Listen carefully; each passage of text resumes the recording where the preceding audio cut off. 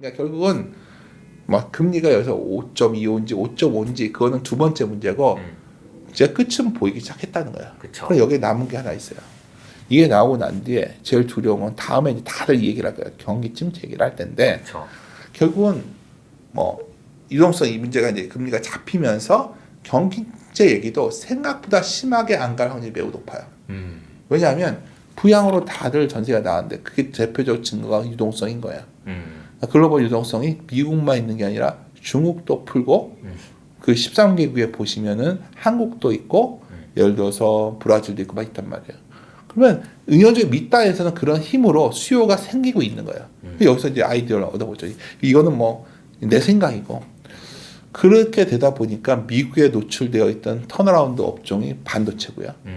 중국에 노출되어 있는 턴어라운드 업종이 케미칼이나 소재, 철강 뭐 이런 것들이잖아요. 생각보다 견조하지 않나요? 그것들이? 맞아요. 아니 지금 적자 나올 거라니까요, 좀 다.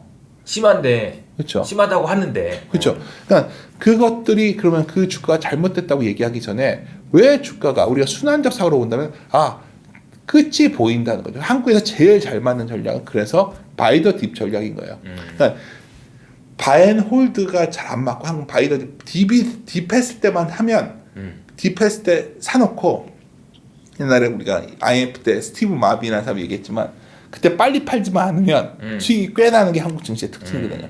저는 근데 결론적으로 말씀드리면 작년 10월에 의미 있는 저점이 나왔고 빨리 팔지 마시라는 게 핵심적인 조언이에요. 2,500 갔다가 다시 2,400 올 수도 있고 뭐 이럴 수 있지만 결국은 이게 트렌드하게 좀 더 올랐을 거라는 거 하반기에. 왜냐하면 하반기가 되면 이런 말이 나올 것 같아요. 뭐 장단기 금리차도 역전돼 있고 뭐 뭔가 되게 안 좋은 것 같은데 이거 뭐 금리를 인하해서가 아니라 경기가 뭐 그렇게까지 막 망가지지는 않는 시그널. 근데 유동성은 풀려 있고 이거 되게 묘한 상황인 거예요. 그러니까 작년에 망가진 거는 채권 시장이 주식시장이 아니었거든요. 맞아요. 이번 사건의 본질은 작년에 무브 같은 채권 변동성을 보면 그냥 채권 시장이 붕괴됐던 거고요. 그리고 주식시장도 힘들었던 거고 올해 SVB 사태도 엄밀히 말하면 채권 시장이 그렇죠. 오면서 VC 시장도 한번 흔들렸던 건데 VC도 뭐 그렇게까지 망가질까? 저는 그렇게 안 봐요. 그러니까 결론적으로 올해를 바라봤을 때 차라리 최악의 시나리오를 자꾸 생각하고 있는데 선형적으로 안 좋았으니까 우리가 생각했던 최악의 시나리오들이 주가에 미리미리 반영해 왔고 지금은 더 엄청나게 더 최악의 시나리오가 나와야지 장이 확 망가질 수 있어요. 뭐냐면 크레딧 스위스보다는 더 세야 돼 최소한. 그렇죠. 그럼 뭐가 있을까요? 미국의 대형 4, 5년 부동산이 뭐 망가진다든지. 그렇죠. 그래도 이제 4, 5년 부동산인데 이거 정말 지겨울 정도로 나온 얘기인데요. 그게 망가지면 네. 종말이죠. 정말이죠. 그러면 항상 그 말씀드리면 그러면 이 얘기가 또 중국이 망해야 되고요. 한국의 가계부채가 터져야 되는 거예요. 근데 왜 우리 미국이나 중국에 찾지 말고 한국을 하면 돼. 증권사에 다녀요. 제가 증권사. 리스크관리위원회 회사에 리스크관리위원회예요. 제가 이거 몇 년 했는데요. 그러면 증권사 PF가 이렇게 난리가 났어요. 그럼 원래대로 하면 정말 심각했죠. 작년에 어디서 뭐냐 정부에서도 그러니까 이거 표현하기 좀 그런데 그냥 수단이 많아요. 생각보다. 왜 그냥 금융위기가 차이가 뭐냐면 핵심적인 차이는 제가 그 전에 SK 계셨잖아요. 네. 최고상원센터님도 계셨지만 거기에 제가 금융위 때를 못 잊어요. 왜냐면 그때 세미나 뭐 하고 다녔냐면 이사님 MBS가 뭔지 합성 뭐 그때 그거를 CDO 뭐 CDO 이런 거 그거를 뭔지를 설명하고 있었던 거죠. 그 왜 지금 모 은행에 네. 그 이코노미스트로 있는 친구가 저 밑에 같이 있었던 정모 이코노미스트 듣고 있을지 모르는데 네. 얘가 이제 그 회사 이것도 창피한데 회사 봤더니 막 이런 게 있는 거 CDO부터 그 정리해서 가서 설명해 주면 그래요 할 때예요. 한국에선 그러고 있었고요. 해외에서 어떤 일이 있었냐 그때 제 미국에 아는 사람이 있어가지고 전화했더니 그때 대답을 내가 못 잊어요. 뭐였냐면 모르겠다는 거야. 이 규모가 어느 정도를. 우리 꼭 코로나 때 얼마나 사람 죽을지 모르는지 요 느낌이랑 똑같은 게 금융위기 때예요. 그러니까 요번에 직감적으로 하나 확실한 금융위기는 완전히 달라요. 그때는 그냥 코로나랑 금융위기는 뭐냐면 코로나는 나도 죽을지 모른다는 공포였었고요. 금융위기 때는 이 손실의 폭이 어느 정도인지 알 수가 없었던 거예요. 이번에는 증권사 작년 그 PF 문제마저도 대각 가능은 돼요. 그게 리스크 관리죠. 그쵸. 리스크의 크기를 알 수 있는 게 그 리스크 관리 시작이에요. 대략적 그래야 그러면 돈을 얼마 정도 넣냐가 나올 수가 있는 건데 그치, 얼마 정도 금리 넣느냐의 때는요. 사람들이 지금 잘 기억 못 하시는데 리만 얘기 되게 쉽게 하시는데 그때 망했을 때 뭔가 했어요. 그 정도로 큰 은행이었어요. 그다음부터 안 망했잖아요. 그다음부터 살려준 거예요, 그냥. 맞아요. 살려준 거예요. 살려준 거예요. 그러니까 이번에 크레딧 스위스처럼 살려준 거예요. 망하니까 그때는 우리 경험이니까 망하면 큰일 나겠다 생각했는데 그 작년에 노벨 경제학상 받은 사람들이 그거 받은 거예요. 아, 금융은 돈을 넣어서 막아야 된다예요. 된다. 근데 바이더 딥하는 순간이 언제인 줄 아세요? 이것도 좀 여기다 썼던 내용인데 한국은 바이더 딥하는 순간이 그 순간이에요. 저는 개인적으로 좀 말씀을 드리면 저도 이번에 3월 중순에 크레딧 스위스가 이렇게 해결되는 과정에서 어떤 느낌을 딱 받았냐면은 저도 헤지펀드 많이 했으니까 숏을 해놨는데 식은땀이 나는 구간이 딱 있거든요. 근데 이게 저는 딱 그 느낌이 딱 났어 그날. 무슨 그때 통화하고 그 다음이었던 것 같은데, 그러니까 안 좋아. 너무 심각해. 그래서 이제 숏을 했는데 안 빠져. 그럼 식은땀은 진짜 찔끔 나거든요. 등에서. 근데 이거는 쇼커버 무조건 해야 된다 이런 생각 확 들더라고요. 이거는 헤지펀드 좀 위상위 개념 생기고 일반 투자는 어떻게 해야 되냐면 제가 말씀드렸잖아요. 제가 주말인데 그 주말이어도 있질 않아요. 그래서 이제 뭐가 쪽팔린 거냐면 그 전에 다 얘기해 놓은 것도 있고 또 회사에서 또 하는 것도 있고 네. 회사에서 지금 그걸 해야 된다 막 공부하는데 진짜 큰일 났다 진짜. 그러니까 큰일 난 거 아닌가? 신중한테 전화도 했었어요 주말에. 야 중호야 어떻게 되는 거냐? 뭘 했어요 서로 이게 둘이 뭘 했어요 왜 이러죠 이러다가 야 근데 둘이 공통적으로 했던 얘기 있어요. 야 일단 환율부터 보자. 이게 우리의 어떤 오랫동안 어떤 팀워크가 그런 것 같아요. 환율부터 봅시다. 아침에 딱 NDF 환율 아침에 딱 봤더니 1,300원인가 깨져 있다가 그랬어요. 내가 속으로 사야겠구나. 사야 된다고 얘기했구나.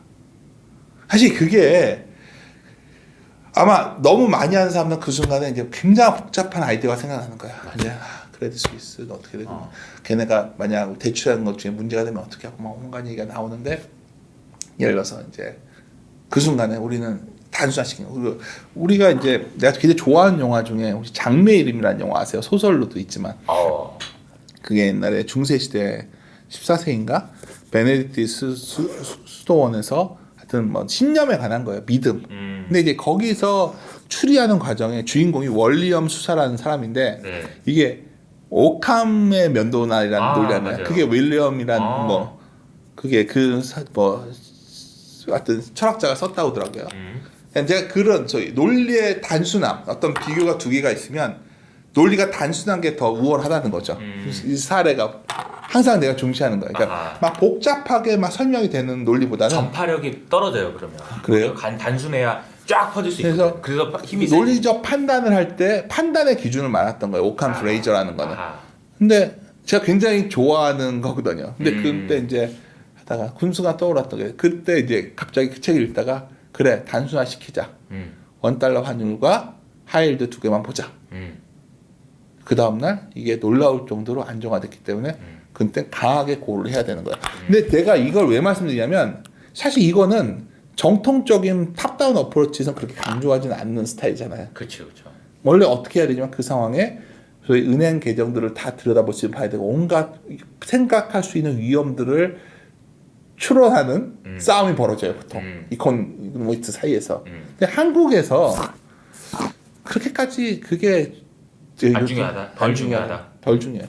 그냥 우리는 오히려 딱 그 순간에 이런 문제가 생기는 순간 바이더 딥의 순간인가만 판단해야 돼요. 그게 항상 확률이 높았어요.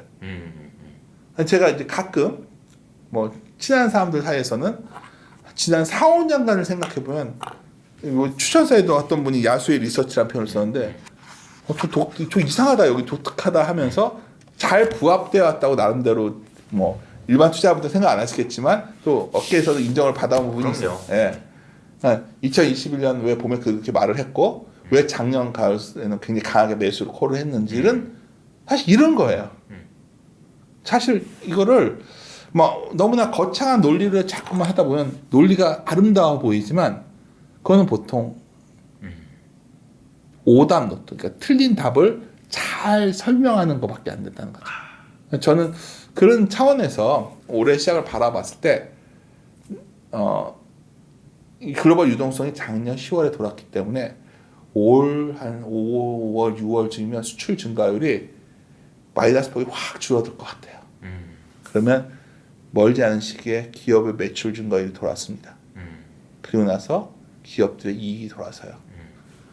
그거를 바라보니까 반도체가 돌았던 거고요. 최근에 주식이 실적이 그렇게 안 좋다는 1분기를 앞두고도 버티고 있는 거예요. 그럼 여기서 어떨까요? 1분기에 실적이 안 좋게 나와서 주가가 흔들릴 때가 도망가야 될 것인지 저는 아니라 봅니다. 오히려 올해는 굉장히 계단식의 움직임이 될 확률이 매우 높다. 네. 그래서 저는 뭐 이게 저희가 정답은 모르지만 저희가 접근하는 방식을 보면 뭐 올해 상황이 상당히 과거에 우리의 판단했던 소위 프레임을 봤을 때는 상당히 매력적인 시장이었고 앞으로도 그러할 거다 이렇게 생각하고 있습니다. 이 책이 나온 과정이랑 그리고 어떻게 보면은 대표님이 그동안 리서치를 한 20년? 네, 넘게 20년 했죠. 넘게 하시면서 수많은 삽질을 해오셨던 것도 솔직히 얘기해 주셨고 네, 정말 그 삽질 아니에요. 과정이 녹아서 이게 나오는 그 의미 있는 책이 아닌가 싶어요. 정말 이런 거죠. 뭐 책이 어떻게 보면 이렇게 한 명이 준 게 아니라 5명이 썼기 때문에 연속이 안 되는 느낌도 있겠지만 그냥 챕터 1에서 나중에 제가 이렇게 했어요. 그냥 전반적으로 아우르는 우리의 어떻게 바라봐야 되는지 어려운 얘기가 아니라 시장을 순환적으로 왜 바라봐야 데이터는 어떻게 봐야 그걸 설명하고 그쵸. 2장이 매우 중요한 거예요. 사이클을 볼 때 보는 데이터 3장의 경제 지표를 어떻게 해석하는가 4장에서 사실 우리가 다들 알지만 매우 적용하기 힘든 것이 사실은 퀀트나 소위 그쵸. 저희 그 원자재 데이터거든요. 그것까지 소개를 한 거예요. 근데 이제 어떻게 보면 이 책을 갖고 처음부터 끝까지 읽다 뭐가 더 늘어나는 게 아니라 그냥 이런 데이터들이 있다는 걸 알고 그 다음에 생각날 때마다 펴서 보는 데이터가 됐으면 좋겠어요. 사실 이런 계기가 됐던 건 뭐냐면 모몰의 세계 경제 지표의 비밀 아시죠? 맞아요. 그거 많이 베껴봤잖아요. 그거 그 책이 최근에 개정판이 나왔더라고요. 나왔더라고요. 네. 참 그 책 생각하면은 그거 뭐 다 마찬가지일 거예요. 저는 너무 고마운 책이에요. 그럼요. 그런 책이. 그 책 놓고서 이제 다 공부하죠. 근데 맞아요. 이제 근데 우리나라에 그런 책이 없었어, 사실. 네. 근데 약간 그런 책이 이제 그 책의 이제 단점을 말하면 미국한테는 너무나 좋은 맞아. 데이터인데 우리는 그렇게까지 다 볼 필요도 없어요, 사실. 맞아. 네. 네, 저는 뭐냐면 우리식으로 뭘 더 중시해서 봐야 되는가. 단어 하나로 말하면 미국은 정말 바이앤몰드 시장이에요. 그치. 왜냐면 다른 시장인 거예요, 우리나라가. 우리가 다른 시장이에요. 그러니까 자꾸 미국 내가 정말 가장 후회했던 것 중에 하나가 이런 거예요. 버핏도 훌륭하지만 정말 매력적인 인물이 피터 린치거든요. 한데 피터 린치 책을 보고서 야 진짜 맞아 투자는 생활에서 찾아야 되고 뭔가 한 번씩 다 꿈꾸잖아요. 네. 그리고 다음에 참담한 실패를 한 번씩 맛보죠. 왜냐면 그 업체들이 없어지거나 이런 경우도 있고. 근데 우리 시장은 그러기에는 주도주 너무 많이 바뀌고. 왜냐면 세계 경제가 바뀌면 우리도 바뀌어요. 우리나라는. 그럼 그때 유행하는 주도주가 나와요. 정말 이게 무서운 얘기예요. 사실 이거 아마 이 책에서 제일 강조했던 건데 그때 여기서는 대략적인 것만 소개했고 사실 이 책에 안 들어간 부분이 좀 있는데 우리 출판사 대표님이 이건 더 너무 어렵다고 패버렸는데 뭐 이런 거죠. 뭐 예를 들어서 어떻게 업종을 길러야 되는가 이건 나중에 한번 제가 네. 시간이 되면 한번 이 책을 내용으로 강의도 있나요? 강의도 계획 중이신가요? 김 대표 출판사에서는 네. 녹음을 했어요. 뭐 짧게 해가지고 엄청 근데 강의 한번 들어보시면 훨씬 도움 되실 거예요. 그러니까 이게 사실 혼자서 공부하기에는 쉽지 않은 책이죠. 정말 좋은 지적이신데 네. 아마 그 버피 클립이라는 곳에서 아마 그때 동영상을 찍었으니까 거기 강의가 될 네, 겁니다. 네, 아마 네. FM 미디어에서 하고 있고. 근데 이제 그런 거예요. 그냥 이해해 놓으시면 아마도 그리고 제가 또 궁금할 때마다 찾아볼 수 있는 책이고. 그렇죠. 네. 이 책이랑 또 같이 했으면 동영상이 뭐냐면 네. 제가 정말 좋아하던 책이 몇 권 중에 하나가 전에 한번 이호섭 이사님도 진행하셔서 제가 말씀드렸는데 그 소위 투자 전략 저거 있잖아요. 갑자기 다모다란 교수님의 네. 투자 전략 바이블. 그렇죠. 그것도 정말 좋은 책이에요. 근데 이런 거죠. 정말 다음에 만약 쓸 수 있다면 그것을 좀 더 대중적으로 바꿀 수 있는 책 음. 그런 것들이 좀 해봤으면 좋겠다는 생각이 있어요. 근데 거기에 들어갈 수 있는 내용 중에 여기는 안 들어가고 지금 뭐가 있었냐면 그럼 우리가 왜 주도주가 왜 바뀌는지 그리고 주도주의 선택 기준이 뭐지 단순하게 모멘텀으로 주가 오른 것만 갖고 해서는 안 되고 굉장히 거기에 중요한 게 하나 들어가는데 아하. 정책이라는 거예요. 아. 한국은 정말 되게 중요해요. 제가 이거는 그냥 쓸까 말까 하다가 네.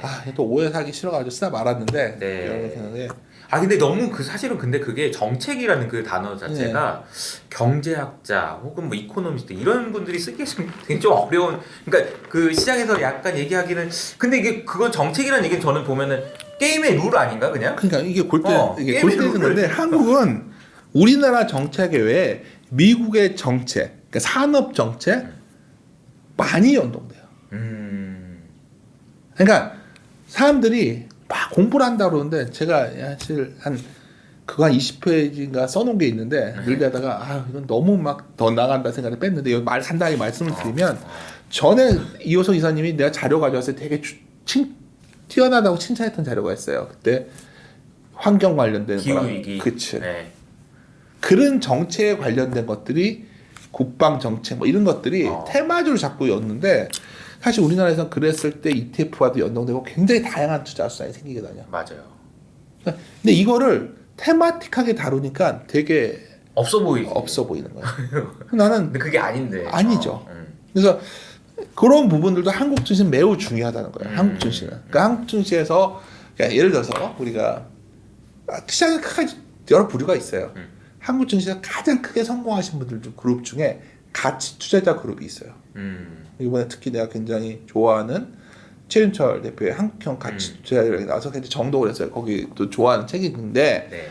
중요한 가치주는 과거에 굉장히 여러 기회가 있었고 지금도 있어요. 예를 들어서 어떤 중소형주 같은 거 하나 사가지고 오랫동안 동안 큰 수익이 나는 큰 부자가 되신 분들이 있죠.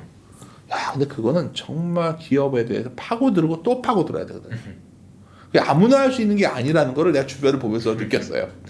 근데 그게 소수라면 그 집단이 있어요. 그 집단은 굉장히 뛰어난 집단이라고 보는데 그 외의 집단에서 한다면 우리가 알 수 있는 좋은 기업이 그때그때 정책이라던가 그리고 또 하나 수출 관련된 데이터 변화에 입각해서 우리가 주식 비중을 잘 조절해 놓으면 생각보다 한국 주식은 수익률이 꽤 많이 나오는 시장입니다. 이거는 저 혼자 제가 책을 써서 뭐 제가 돈을 벌어 쓴 책이 아니라 제 주위에 나름대로 주식을 오랫동안 크게 잘해온 사람들한테 내가 오랫동안 조언을 해왔는데 내가 조언했다고 같이 얘기할 때 주된 주제가 주로 이런 데이터였어요.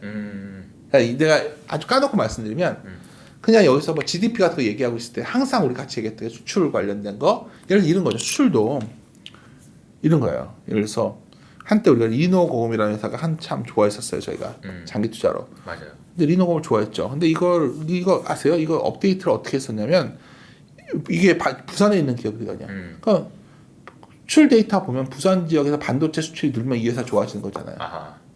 뭐 이런 식의 접근도 상당히 세밀하게들 돼 있다는 거예요. 제가 업종을 어떻게 골라내냐의 문제들. 그리고 이번에 감수했던 책이 이번에 뭐 어떤 강연이 있어가지고 말하는 말을 히트친 게 브라질의 비가 내리는 스타벅스. 그 책이 이렇게 인기가 좋을 줄은 제가 원래 이 책 출판사에 이 책을 내게 된 계기 중에 하나가 제가 브라질의 비가 내리는 스타벅스 주식을 사라가 절판되어 있을 때 이 출판사가 그거 번역해 내자고 했거든요. 뒤에 30페이지 정도 제가 감수의 글을 붙였어요. 근데 이 책이 재미없는 책이거든요. 야, 근데 이 책이 이렇게 팔리더라고. 근데 내가 말씀드린 건 뭐냐면 데이터를 미컨 브라질만 해도 왜 그 책이 유명한 거냐면 업종을 어떻게 해야 되냐 모티브가 들어갔던 거예요. 근데 우리나라 들어오면 또 약간 달라요. 브라질 그거는 경기 사이클에 대해서 업종이 바뀐다는 미국식 접근이고 우리는 여기에 여러 가지 좀 글로벌 경기 플러스 수출에 관련된 거 플러스 정책 두 개 혼합된 형태의 그 섹터 로테이션이 이루어지거든요. 하여튼 그런 부분들도 결국 그것도 탑다운 어프로치 하는 거예요. 결론적으로. 그렇죠. 네. 이게 한국형은 따로 있고 한국형에 맞는 그런 전략이 따로 있는데 그 부분에 대한 고민은 누구보다 많이 하시고 책을 많이 정말 담으신 게 아닌가라는 생각이 많이 했다기보다 아니 아까 그랬잖아요. 제가 좋은 표현 해주셔서 모방이 뭐 창조라고 하셨는데 벗겨보니까 안 맞는 거예요. 이런 거 아니 네네네. 정말 너무 솔직한 얘기인데. 안 맞아. 여기서는 이게 왜 이러지? 그래서 OECD 선행 지수도 지나고 나서 보면은 야, 같이 그러면 그럴싸할 것 같은데 이거 계속 리비전 되는 거 아시죠? OECD 선행 지수가 맞아요. 지나고 나면 잘 맞는 것처럼 보이는 거지. 그 순간에는 잘 그래요. 그러면 내가 생각했던 거는 그 우리나라에 더 잘 맞는 거는 OECD 소위 디퓨전 인덱스 그렇죠. 그거는 훨씬 잘 맞아요. 디퓨전 인덱스에도 설명을 많이 해놨는데 아까 글로벌 유동성 증가할 때 뭐였죠? 13개의 국가였잖아요. OECD 디퓨전 인덱스도 각국의 선행지수가 차이가 있는데 그 좋아진 거 나빠진 거의 비율이란 말이에요. 그게 마이너스 100이 나왔었어요 작년에. 그러면 다 나빠진다잖아요. 네. 그럼 그때는 주식을 팔아야 됩니까? 사야 됩니까? 사야죠. 사야죠. 그런 거 판단할 때 필요한 데이터들이 그런 거라는 걸 강조하는 거예요. 우리는 글로벌한 경기가 좋아. 그러면 어떻게 접근하냐면 미국의 이번 분기 성장률이 어떻지? 뭐 이거. 이게 뭔가 그럴싸한데 되게 늦어요. 그러니까 제가 표현이 좀 뭐 이건 분들 들으면 짜증 나실 수 있는데 이건 저희가 정답을 안다는 게 아니라 그런 거를 이 책에서 이런 거 있잖아요. 그러니까 떠날 때 되니까 뭐 이런 표현하면 좀 재수 없을 수 있는데 이제는 오픈해도 되겠다는 느낌. 약간 나름 노하우인데. 멋집니다. 네. 그러니까 약간 재수 없을 수 있는데 혼자 그랬던 거죠. 우리가 이제 남들보다 좀 앞서서 좋다 말하고 나쁘다 그랬을 때 우리끼리는 공유하는 데이터들이 그런 게 있는데 다른 사람들은 그게 중시 안 하더라고요. 별로 중시 안 해요. 그래서 나 속으로 처음에는 뭔가 우리가 너무 좀 약간 좀 야매틱하게 하는 건가 이런 생각도 했는데 제일 웃긴 게 뭔지 아세요? 막 미국 막 엄청난 얘기를 하고 미국 자료 보면 그런 거 같죠. 이건 제가 누구보다 삽질을 많이 했기 때문에 하는 얘기인데 복잡한 데이터가 필요한 게 아니야. 맞아요. 진짜 이거는 제가 항상 시장의 온도 측정할 때 트레일링 PBR 쓰니까 어떤 분들이 PER이 맞지 PBR을 왜 쓰냐 그러는데 PER은요 고퍼에 사서 저퍼에 팔 때가 훨씬 한국은 잘 맞아요. 바닥일 때 고퍼예요. 맞아. 이걸 좀만 삽질해 보시면 나오는 거예요. 그러면 여기서 PER을 갖다가 EPS 기간을 길게 바꿔 쓰는 방법도 있는데 그것도 뭐 나중에 한번 기회가 되면 제가 글로 한번 정리해 볼까 하는데 그러니까 이게 사실은 뭐 이런 것들 하나하나 따지기 시작하면 데이터를 다양하게 변용을 해본 사람들은 아마 이 책을 읽으면서 그런 느낌이 올 거예요. 근데 중요한 건 이게 정답은 아니고 이 분명한 거는 이제 뭐 나야 뭐 이제 리서치 하지도 않는데 신조가 시청자한테 좀 미안하죠. 이제 야 이 뭐 너희들 다 이제 한번 정리해서 내놔라 했는데 뭐 강의까지 하라고 그랬으니까 사실 아까 말씀하시니까 근데 들어보시고 이게 이제 앞으로 다들 뻔히 알면 별로 의미 없겠죠. 네. 하여튼 분명한 우리 방식의 접근을 하면 아까 질문 돌아가면 작년 가을 이후에 시장에 대해서 상당히 긍정적 입장이에요. 그리고 이럴 때는 주식이 잘 안 망가져요. 아니, 이게 얼마나 중요한 거냐면 잘 안 망가진다 생각이 드는 순간 밀리면 사게 되거든요. 맞아요. 장에 바닥을 쳤다 생각하는 게 얼마나 중요한 거냐면 그런 순간 장이 한번 밀리면 주식을 사게 되는데 이게 굉장히 불안하게 선형적으로 계속 종말론적으로 생각을 하게 되면 반대의 경우도 있어요. 끝없이 좋아진다고 생각하면 제가 그때 좀 위험한 거죠. 얼마 전에 어떤 일이 있었냐면 제가 어떤 유튜브 채널인데 절대 안 나가는 곳이 있었어요. 옛날에. 왜냐면 2021년인가 저를 하도 욕해가지고 채널에서 그런 채널이 있었는데 이제 그분이 잘 안 나오시길래 이제 거기 한번 갔었는데 그게 뭐냐면 제가 그때 삼성전자 상투 쳤다 얘기했다가 정말 3일 동안 댓글 테러도 그 정도 테러 없었어요. 그 정도로 그때 삼성전자에 열광했을 때예요. 근데 그때 정말 아주 단순한 데이터 갖고 얘기했었어요. 증가율이 불어졌다. 사람들이 막 뭐라고 그러더라고요. 근데 그러니까 이런 것들을 한번 저는 오늘은 뭐 짧게 하려고 해도 그냥 길어졌는데 뭐 저희들 나중에 뭐 기회 되면 이효석 이사님이랑 한번 좀 진지하게 더 얘기 나눌 수 있는데 오늘은 너무 좀 산만했나요? 아닙니다. 네. 산만한 게 아니고 이보다 더 자세하고 또 솔직하게 얘기해 주실 수 있을까 하는 아주 속 깊은 얘기를 들은 게 아닌가. 아니 또 사무실까지 와주시니까 뭐 사무실이어가지고 또 더 네, 편하게 그쵸. 얘기해 주신 게 아닌가. 아니 하여튼 이효석 그 채널 요즘 아주 저도 그 보면은 정말 깊어요. 그러니까 우리가 다 같이 누가 옳다 그러다가 아니라 다 같이 고민한 게 모여져가지고 접점을 찾는 과정이거든요. 그러니까 이효석 채널에서도 확인하시고 또 저희들도 여러 가지 한계가 있지만 저희들의 어떤 장점을 좀 이해해 주신다면 각자 선택하시는 각자 투자자의 몫입니다. 더 좋은 선택을 하는데 좀 더 일조하는 그러한 저희 책이 되었으면 좋겠어서 오늘 소개해 드렸습니다. 네, 감사합니다. 감사합니다.